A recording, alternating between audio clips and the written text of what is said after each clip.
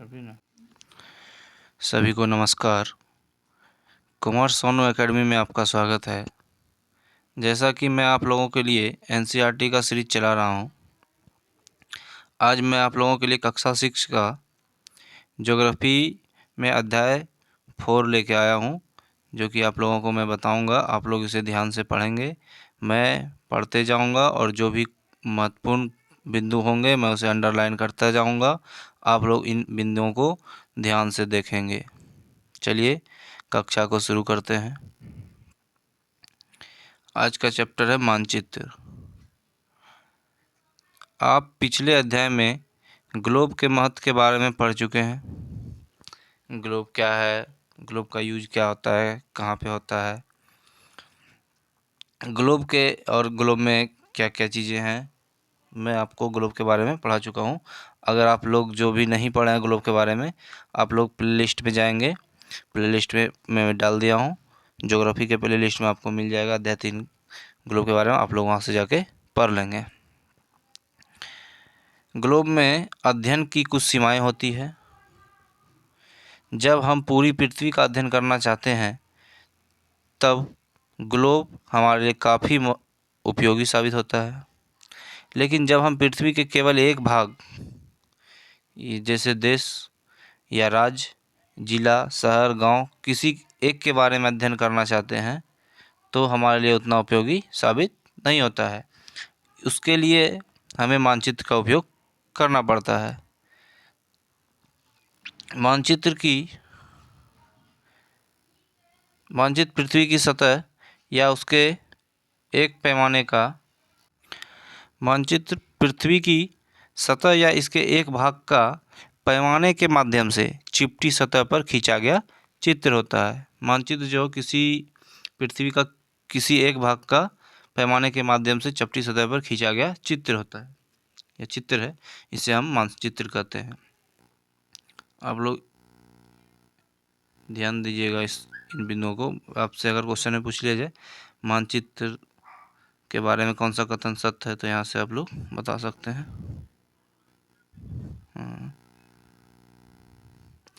लेकिन एक गोलाकार सतह को पूरी तरह से चपटा करना असंभव है, संभव नहीं है। मानचित्र हमारी विभिन्न ज़रूरतों के लिए आवश्यक है। कुछ मानचित्र एक छोटे क्षेत्र को एवं कुछ तथ्यों को दर्शाता है। कुछ मानचित्र ऐसा होता है जिसमें एक छोटे क्षेत्र को एवं कुछ तथ्यों को ही दर्शाता है। दूसरे मानचित्र में एक बड़ी किताब की तरह तथ्य हो सकते हैं। जब बहुत से मानचित्र को एक साथ रख दिया जाता है तब एक एटलस बन जाता है। एटलस कब बनता है? जब बहुत से मानचित्र को एक जगह इकट्ठा कर जाता है, बुक के जैसा हो जाता है। जैसे एक बुक होता है एटलस, आप लोग देखे होंगे, जिसमें कई तरह के मानचित्र होते हैं। अगर एक ही बुक में एक जगह बहुत सारे मानचित्र हैं तो उन्हें हम लोग एटलस कहते हैं। एटलस विभिन्न प्रकारों तथा अलग अलग पैमानों से खींची गई मापों पर आधारित होता है। मानचित्र से जो है एक ग्लोब की अपेक्षा हम ज़्यादा जानकारी प्राप्त कर सकते हैं। देखिए इस जो मैं अंडरलाइन कर रहा हूँ, इसे मैं आप लोग इसे ध्यान दीजिएगा। इस पे ये स्टेटमेंट वाले क्वेश्चन में पूछ लिए जाएंगे। यानी मानचित्र से एक ग्लोब की अपेक्षा हमें ज़्यादा जानकारी, मतलब क्वेश्चन ऐसा पूछ दिया जाता है, ग्लोब से हमें ज़्यादा जानकारी प्राप्त मिलती है मानचित्र की अपेक्षा, या ग्लोब की अपेक्षा मानचित्र से हमें ज़्यादा जानकारी प्राप्त मिलती है। तो आप लोग ऐसे स्टेटमेंट वाले प्रश्न को बना सकते। मानचित्र जो है विभिन्न प्रकार के होते हैं, जिनमें से कुछ को नीचे वर्णित किया गया है। मुख्यतः मानचित्र हम लोग 3 प्रकार के बोल सकते हैं जो कि हमारे यूज में आते हैं। मुख्यतः हम मानचित्र को 3 प्रकार से बताते हैं, जिसे हम लोग आगे पढ़ेंगे। देखिए, एक हो गया भौतिक मानचित्र। ये वाले क्वेश्चन आप लोग ध्यान से देखेंगे, क्वेश्चन आप यहाँ से पूछ लिया जाता है। भौतिक मानचित्र के उदाहरण हैं निम्नलिखित में से कौन कौन से हैं? तो भौतिक मानचित्र में इसमें हमें क्या क्या मिलेगा? पर्वत मिलेगा, पठार मिलेगा, मैदान मिलेगा। एक मिनट पेंसिल लेने दीजिए। पर्वत, पठार, मैदान, नदियाँ, महासागर आदि को दर्शाने वाले मानचित्र को भौतिक या उच्चावच मानचित्र कहा जाता है।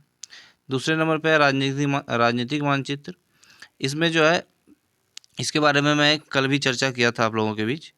मानचित्र कितने प्रकार होते हैं, जब मैं ग्लोब के कक्षा को पढ़ा रहा था तो मानचित्र के बारे में चर्चा किया था।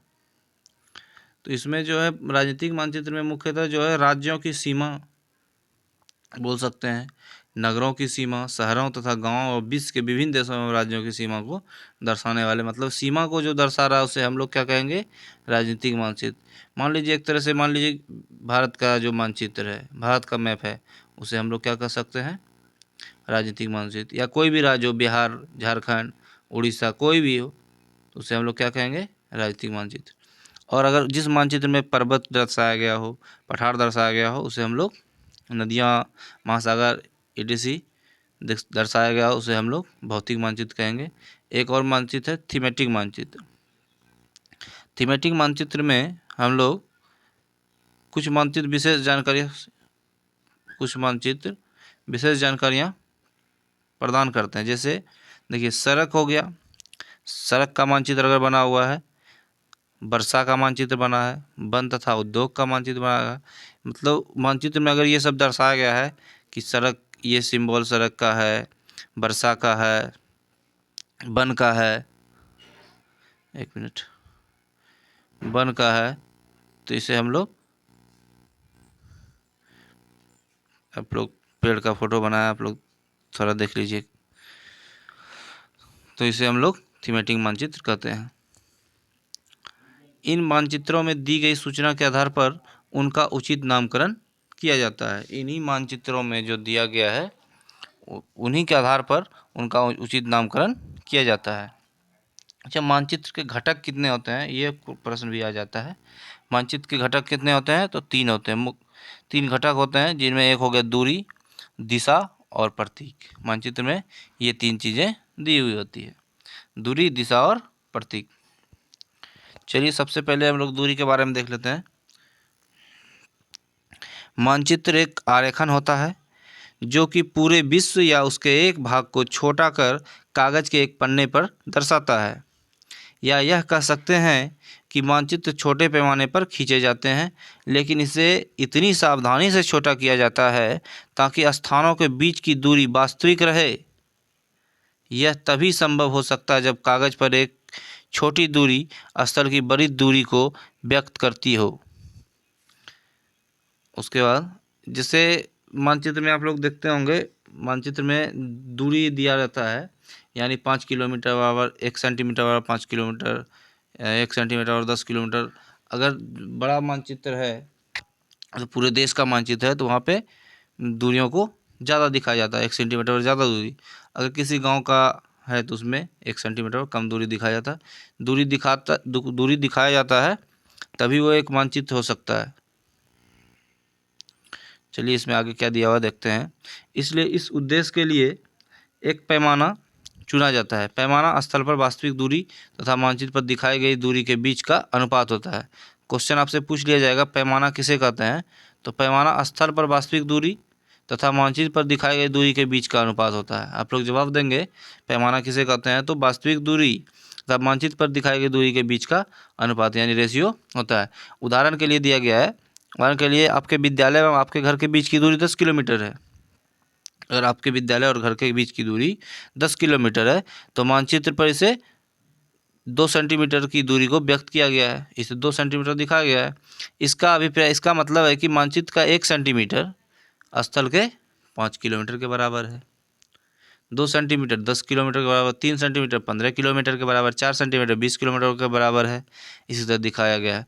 रेखा चित्र का पैमाना होगा 1 सेंटीमीटर बराबर 5 किलोमीटर। जैसा कि कुछ भी दे सकता है इसमें, उदाहरण के लिए मैं आप लोगों को समझाया। इस प्रकार पैमाना किसी भी मानचित्र के लिए बहुत महत्वपूर्ण होता है। अगर आपको पैमाने की जानकारी है तो आप मानचित्र पर दिए गए किसी भी 2 स्थानों के बीच की दूरी को पता लगा सकते हैं।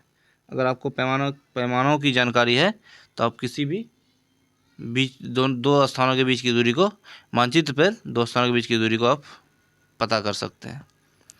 जब बड़े क्षेत्रफल वाले भागों जैसे महाद्वीपों या देशों को कागज पर दिखाना होता है तब हम लोग छोटे पैमाने का उपयोग करते हैं। देखिए यहाँ से प्रश्न पूछ सकता है कि छोटे पैमाने का यूज हम लोग कब करते हैं और बड़े पैमाने का यूज हम लोग कब करते हैं। तो यहाँ दिया गया है, अगर आप जब हम लोग किसी देश का या महाद्वीप का मानचित्र दिखा रहे हैं पेज पन्ने पे, तो उसमें हम लोग कैसे पैमाने का, छोटे पैमाने का यूज करते हैं। एक मिनट, थोड़ा पेंसिल देखिए, आप लोग छोटे पैमाने का उपयोग करते हैं। उदाहरण के लिए मानचित्र पर 5 सेंटीमीटर पर, जैसे कि मैं आप लोग को बताया, अगर 5 यहाँ पे मानचित्र को जो है 5 सेंटीमीटर पर यहाँ 500 किलोमीटर दिखा सकते हैं। क्योंकि बड़ा दिखाना है, पूरा देश का दिखाना है, तो 5 सेंटीमीटर पर हम लोग छोटा दिखाएंगे तो फिर ओरिजिनल या जो दूरी है उसे हम लोग सही से नहीं कर पाएंगे। दूसरे में है, इसको छोटे पैमाने वाले मानचित्र कहते हैं, इन्हीं को हम लोग क्या कहते हैं, छोटे पैमाने वाले मानचित्र कहते हैं। और दूसरा में है, ये आप लोग देखिए, यहाँ से यहाँ तक वाले लाइनों को अच्छे से पढ़ेंगे, यहाँ से प्रश्न बनेंगे। जब एक छोटे क्षेत्रफल वाले भाग जैसे आपके गांव या शहर को कागज़ पर दिखाना होता है, तब हम बड़े पैमाने का उपयोग करते हैं। जैसे स्थल पर 5 मीटर की दूरी को मानचित्र पर 5 सेंटीमीटर से दर्शाया जाता है। इस प्रकार के मानचित्र को बड़े पैमाने वाला मानचित्र कहते हैं। बड़े पैमाने वाले मानचित्र छोटे पैमाने वाले मानचित्र की अपेक्षा अधिक जानकारी प्रदान करता है। यानी देखिए, ये लाइन भी बहुत इंपॉर्टेंट है, उल्टा दिया रहता है इसलिए बच्चे इसमें फंसते हैं। बड़े पैमाने वाले मानचित्र छोटे पैमाने वाले मानचित्र की अपेक्षा अधिक जानकारी प्रदान करते हैं। यानी बड़े पैमाने वाले मानचित्र अधिक जानकारी देते हैं, किसकी अपेक्षा, छोटे वाले पैमाने की अपेक्षा। ठीक है, नेक्स्ट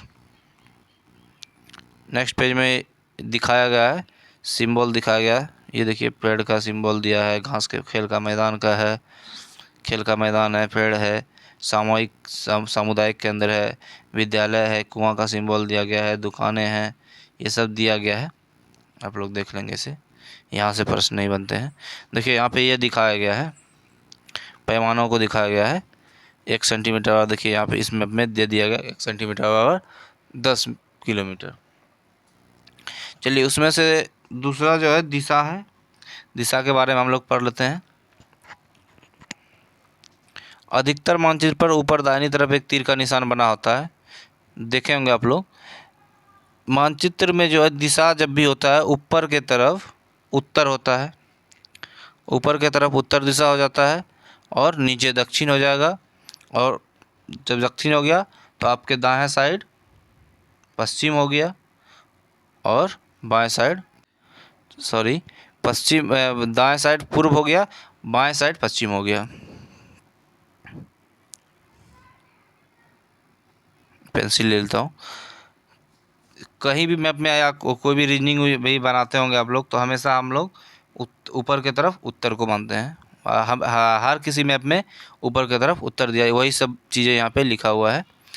अच्छा हाँ, एक और यहाँ से बिंदु बनता है, 4 मुख्य दिशाओं, एक मिनट पेंसिल ले लेते हैं। 4 मुख्य दिशाओं उत्तर, दक्षिण, पूरब, पश्चिम को दिखाया गया है, वे प्रधान दिक बिंदु कहे जाते हैं। यानी दिक बिंदु को हम लोग कह सकते हैं प्रधान दिशा कहे जाते हैं, जिसमें कि उत्तर दिशा दिखाया गया हो, दक्षिण दिखाया गया हो, पूरब दिखाया गया हो, पश्चिम दिखाया गया हो, उसे हम लोग प्रधान दिशा कहते हैं, जिसे इंग्लिश में कार्डिनल डायरेक्शन भी कहते हैं। उसके बाद बीच की 4 दिशाएं हैं।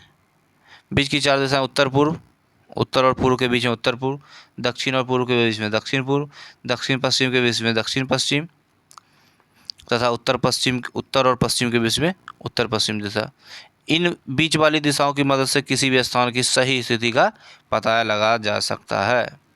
इन्हीं सभी के कारण किसी भी स्थिति का, स्थान की सही स्थिति का पता लगाया जा सकता है। देखिए यही है प्रधान बिंदु, पिक्चर में दिया गया है, आप लोग देखेंगे। यह है प्रधान बिंदु, जिसे हम लोग प्रधान बिंदु, प्रधान दिशा, इसे हम लोग कार्डिनल डायरेक्शन कहते हैं। और ये देखिए है दिक् सूचक, इसे हम लोग दिशा सूचक यंत्र भी कहते हैं। इसे इंग्लिश में कंपास बोलते हैं। कंपास की मदद से हम लोग दिशा का पता लगा सकते हैं। चलिए नेक्स्ट, हम दिक् सूचक, देखिए दिक् सूचक यहाँ दिया गया है, दिशाओं का पता लगाइए, यहाँ पे थोड़ा ध्यान दीजिएगा। विकास के घर के सामने, अच्छा ये सब ऑप्शन दिया गया है, इसे उतना है, ये इतना इम्पोर्टेंट बात है, आप ध्यान रखेंगे कि दिक् सूचक से हम लोग दिशा का पता लगा सकते हैं बस, और इससे कुछ ज़्यादा प्रश्न नहीं आएगा। हम दिक् सूचक यहाँ पे दिया भी गया है, हम दिक् सूचक की सहायता से किसी स्थान की दिशा का पता लगा सकते हैं। यह एक यंत्र है जिसकी सहायता से मुख्य दिशाओं का पता लगाया जा सकता है। इसकी चुंबकीय सुई की दिशा हमेशा उत्तर दक्षिण दिशा में होती है। अच्छा, एक क्वेश्चन यहाँ से भी बन जाएगा, चुंबक का दिशा डायरेक्शन मतलब किस दिशा में होता है। चुंबक को अगर किसी रस्सी में या कोई भी चीज़ में बांध के लटकाएंगे तो हमेशा वो उत्तर और दक्षिण की दिशा को बताएगा। ठीक है, नेक्स्ट है प्रतीक। मैप के जो 3 मुख्य घटक हैं उसमें तीसरा है प्रतीक। प्रतीक जो है यह एक किसी भी मानचित्र का तीसरा प्रमुख घटक है। किसी भी मानचित्र पर वास्तविक आकार एवं विभिन्न प्रकार की आकृतियां जैसे भवनों, सड़कों, पुलों, वृक्षों, रेल की पटरियों या कुएं को दिखाना संभव नहीं है। मानचित्र पर हर एक चीज़ को दिखाना संभव नहीं है बड़े आकार में, तो इसलिए वे निश्चित अक्षरों या छायाओं, रंगों, चित्रों तथा रेखाओं का उपयोग करके दर्शाए जाते हैं। इसलिए जो है मानचित्र पर इन सभी चीज़ों का प्रतीक को दिखाया जाता है, दर्शाया जाता है। ये प्रतीक कम स्थान में अधिक जानकारी प्रदान करते हैं। इन प्रतीकों के इस्तेमाल के द्वारा मानचित्र को आसानी से खींचा जा सकता है तथा इनका अध्ययन करना आसान होता है। अगर आप एक क्षेत्र की भाषा को नहीं जानते हैं तथा आप किसी से दिशाओं के बारे में नहीं पूछ सकते हैं, तब आप इन चिन्हों की सहायता से पता लगा सकते हैं कौन सा दिशा किधर है, के द्वारा मानचित्र से जानकारी प्राप्त, मानचित्र से अब जो पता लगा सकते हैं कि यहाँ पे कुआं है, यहाँ पे नदी है, यहाँ पे सड़क है। अगर आपको इन डायरेक्शन के बारे में पता हो, यानी चिन्हों के बारे में, चिन्हों के बारे में अगर पता है तो आप लोग मानचित्र देख के पता लगा सकते हैं कि यहाँ पे मस्जिद है, यहाँ पे मंदिर है, यहाँ पे हॉस्पिटल है, जो भी हो।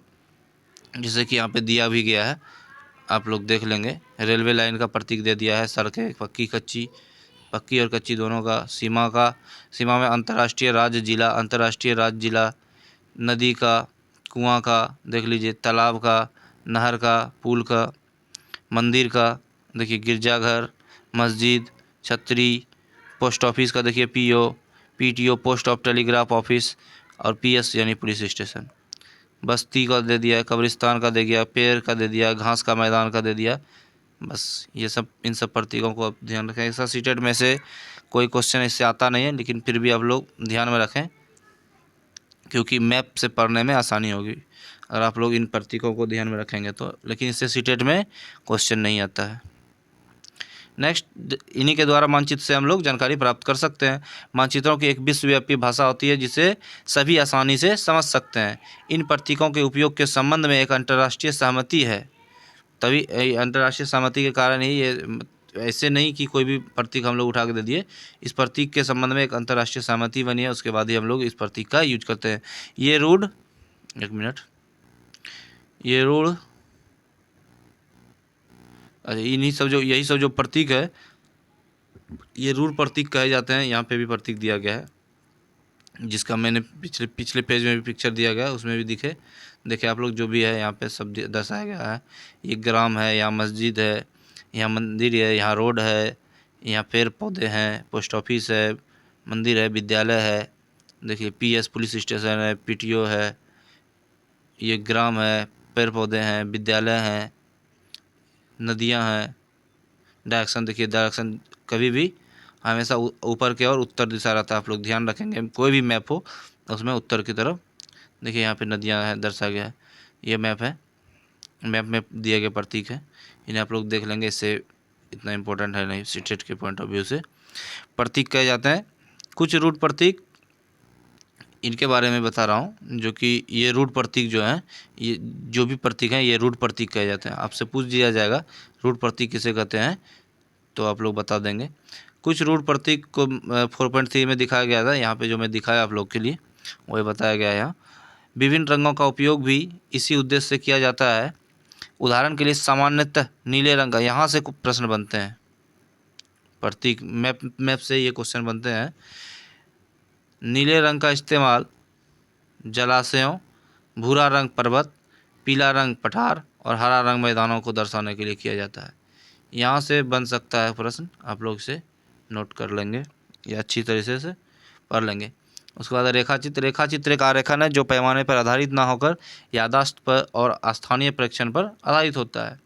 कभी कभी किसी क्षेत्र के एक कच्चे आरेखन की आवश्यकता वहाँ के एक स्थान को दूसरे स्थान के सापेक्ष दिखाने के लिए होती है। मान लीजिए कि आप अपने मित्र के घर जाना चाहते हैं, लेकिन आपको रास्ते की जानकारी नहीं है। आपका मित्र अपने घर के रास्ते को बताने के लिए कच्चा आरेखन बना सकता है। इस प्रकार कच्चे आरेखन को बिना पैमाने की सहायता से खींचा जाता है। इसे रेखाचित्र मानचित्र कहते हैं। एक बार इसे भी आप लोग ध्यान से देखिएगा। चलिए अब देखते हैं इसमें कुछ और बचा है क्या। खाका। रेखाचित्र आप लोग पढ़ लिया, अब नेक्स्ट में है खाका। इसे भी देख लें, खाका किसे कहते हैं। उसके बाद कुछ क्वेश्चन आंसर है वो भी मैं करवा दूंगा। खाका कहते हैं एक छोटे क्षेत्र का बड़े पैमाने पर खींचा गया रेखाचित्र खाका कहलाता है।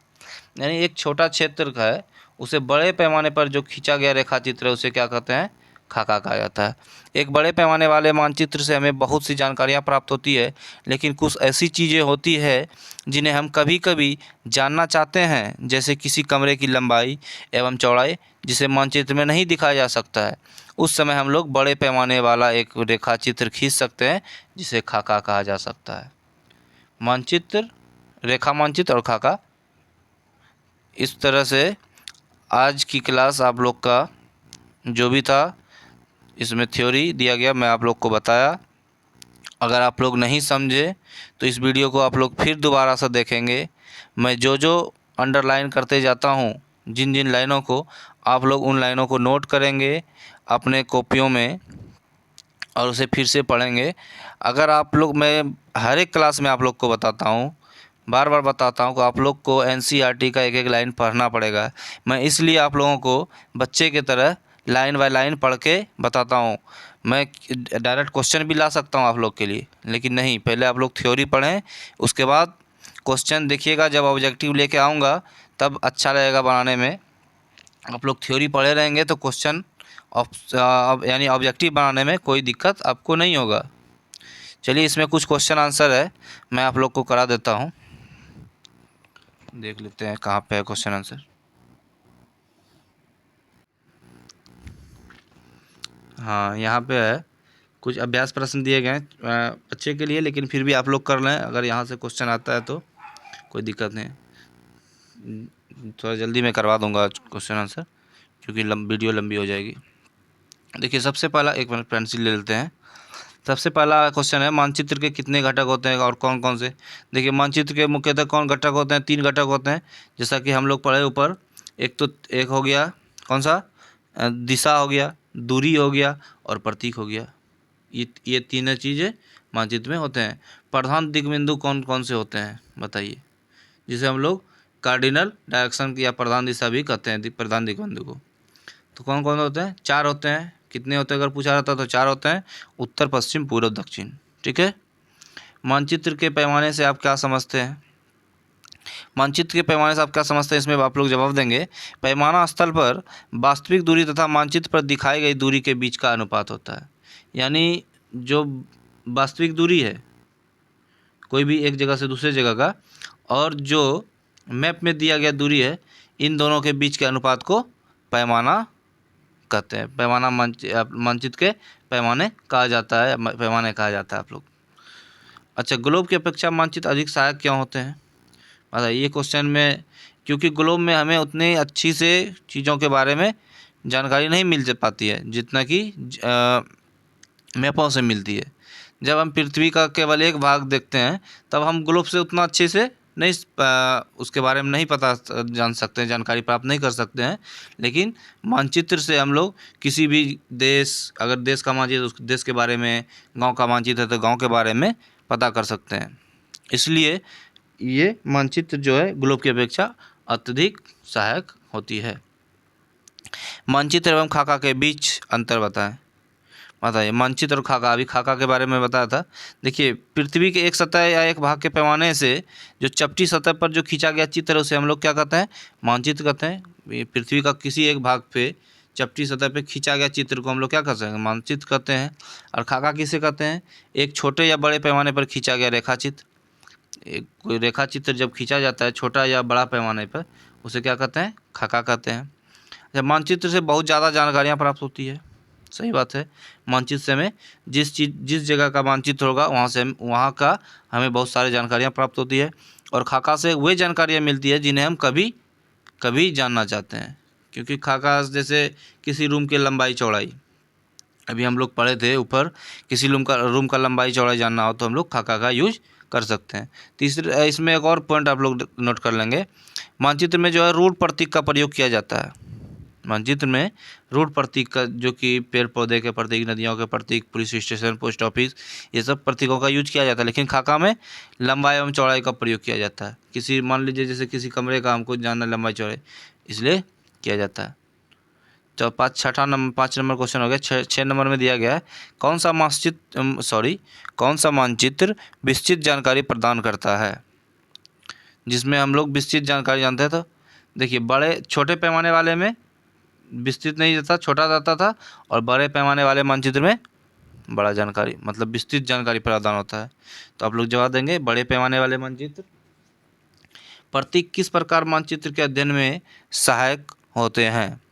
प्रतीक जो है, प्रतीक से हम लोग देखिए सड़कों को, पुलों को, वृक्षों को, रेल की पटरियों को दिखाना डायरेक्ट संभव तो नहीं हो सकता है। मानचित्र एक छोटा सा पेज में आता है, उसमें हम लोग डायरेक्ट किसी घर को बना के दिखा नहीं सकते। पुल बनाएंगे तो मानचित्र में ऐसे ही पेज भर जाएगा, तो हम दिखा नहीं सकते हैं। इसीलिए इन चीज़ों को दिखाने के लिए हम लोग मानचित्र में प्रतीकों का यूज किया जाता है। ठीक है, नेक्स्ट, वृक्षों के वितरण को दिखाने के लिए कौन से मानचित्र, बताइए। मानचित्र के 3 प्रकार हैं। 3 प्रकार में कौन से मानचित्र में हम लोग वृक्षों के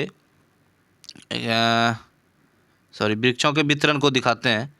तो इसमें कौन सा जवाब हो जाएगा, थीमेटिक मानचित्र।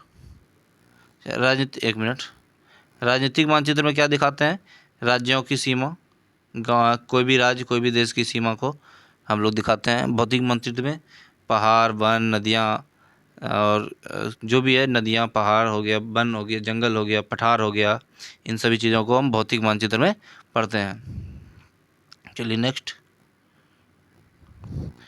कोई डाउट अगर आप लोग को होता है तो आप लोग कमेंट करके हमसे पूछ सकते हैं, मैं आप लोग को रिप्लाई करूँगा। देखिए नीचे दूसरा नंबर क्वेश्चन है, नीले रंग का इस्तेमाल किसे दिखाने में किया जाता है, बताएं। मैदानों को कब दिखाया जाता है, हरे रंग में। पर्वतों को ब्राउन में, हम लोग पढ़े थे। अच्छा, जलाशयों को यानी पानियों को नीले दिखाने के लिए किया जाता है। तीसरा नंबर क्वेश्चन है, दिक् सूचक का उपयोग किया जाता है। दिक् सूचक ये क्या है, एक यंत्र है। इससे हम लोग क्या करते हैं, मुख्य दिशा का पता लगाते हैं। ख नंबर इसका राइट आंसर हो जाएगा। लास्ट नंबर क्वेश्चन है, पैमाना आवश्यक है। पैमाना किस लिए आवश्यक है, मानचित्र के लिए, रेखा चित्र के लिए, प्रतीक के लिए, तो मानचित्र के लिए। चलिए, इस प्रकार आज का जो भी थ्योरी था, मैं आप लोग के बीच थ्योरी का डिस्कस किया। आप लोग जिसे भी कोई डाउट होता है आप लोग कमेंट कर सकते हैं, हमसे पूछ सकते हैं। उसके बाद इस अध्याय में जो भी प्रश्न उत्तर थे, कुछ भी महत्वपूर्ण जो भी क्वेश्चन दिए हुए थे, मैं वो भी क्वेश्चन आप लोगों को पढ़ के बताया।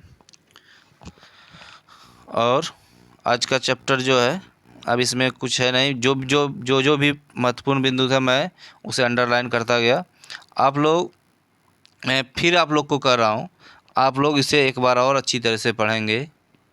अगर एक बार में समझ नहीं आता तो आप लोग इस वीडियो को दोबारा देखेंगे, ज़रूर आप लोग को समझ में आएगा। उसके बाद मैं जब क्वेश्चन आंसर जब कराऊंगा तब इस थ्योरी का पता चलेगा कि थ्योरी पढ़ने से फ़ायदा क्या होता है।